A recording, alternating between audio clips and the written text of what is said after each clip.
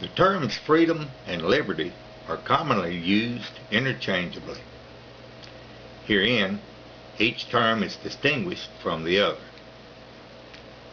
Liberty is used herein to refer to personal choices which are permitted, tolerated, or observed generally in a region, and further discussion of liberty will be taken up in another video.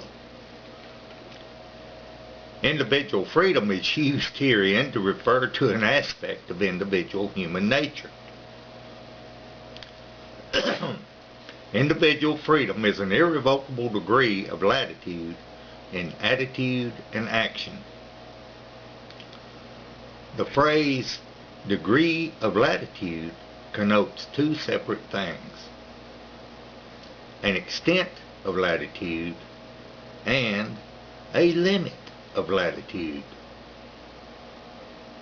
To more clearly express these two connotations, I want to use an illustration.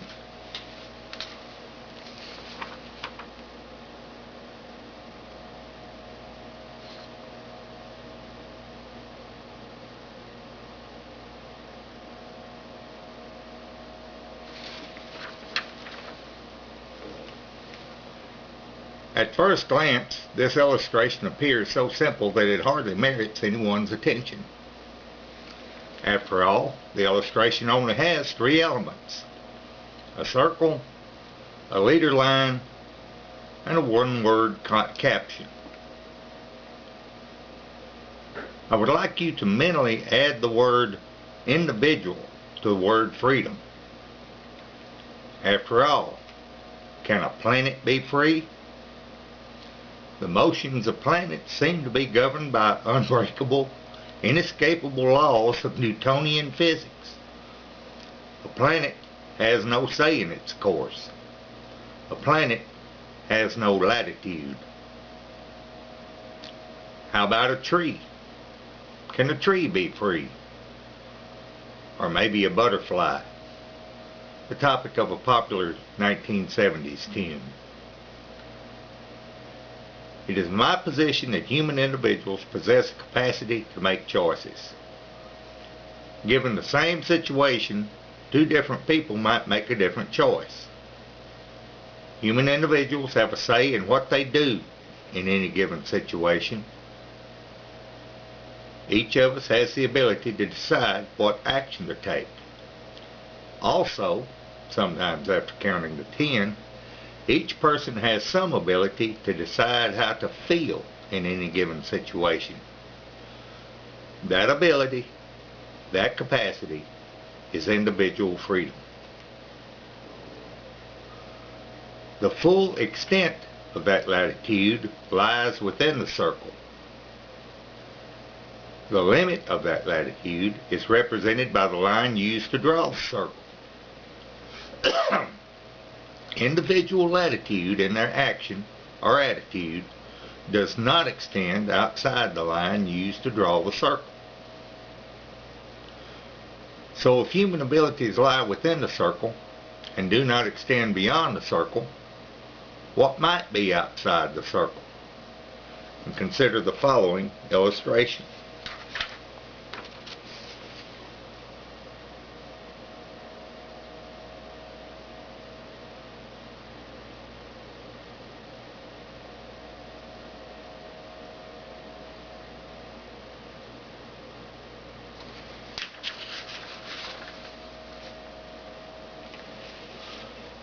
Again, I would ask you to mentally add the word individual to the word freedom inside the circle.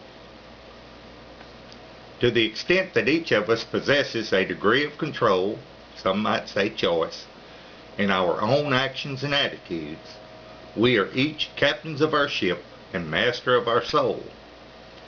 To that extent, each of us possesses freedom.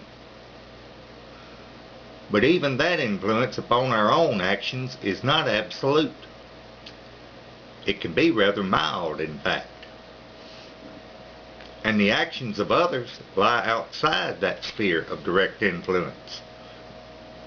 Certainly those who signed the Declaration of Independence had no say in the response of King George III. If the king was opposed to them, and his actions were beyond their control, there was no need to call on him any further. Their petitions to the king having failed, the only other thing beyond their power they called upon in the Declaration of Independence was the source of divine providence. They expressed the intent to proceed with a firm reliance upon divine providence. Suffice it to say, at this point, the signers of the Declaration were well aware of the extent and the limit of their power, their individual freedom. Moving right along, consider one more illustration.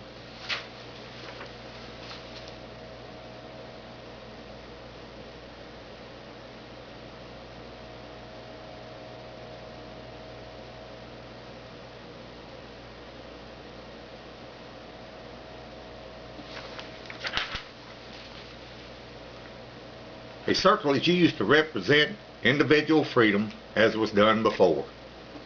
And just one more time, mentally preface the word freedom with the word individual. A dashed line has been drawn horizontally across the circle. The two halves of the circle on opposite sides of that dashed line are action and attitude respectively. I drew the line horizontally because at first it seemed to me that attitude was higher somehow than action. When I thought of it later, it occurred to me that action and attitude could be seen as co-equals. In that case, drawing the line vertically would have made more sense.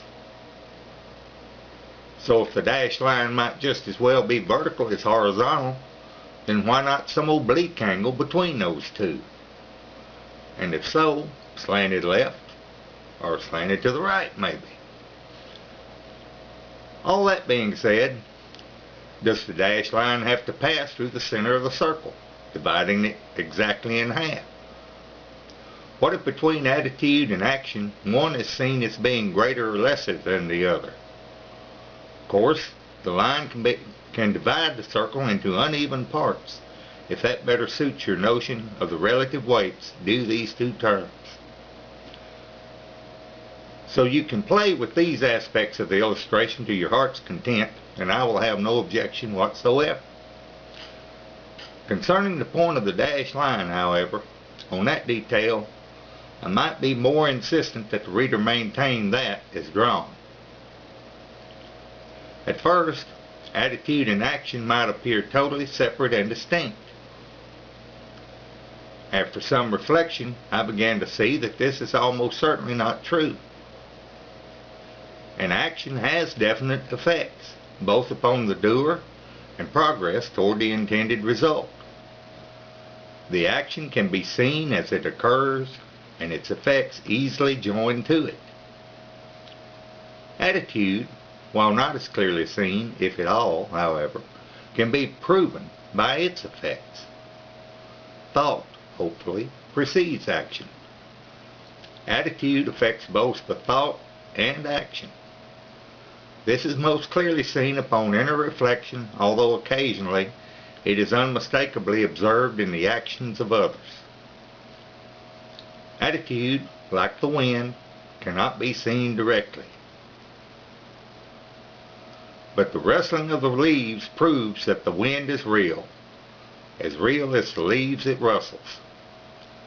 Likewise, the effects of attitude are just as real as the effects of action. Because of this, I cannot see fit to draw a solid line between the two.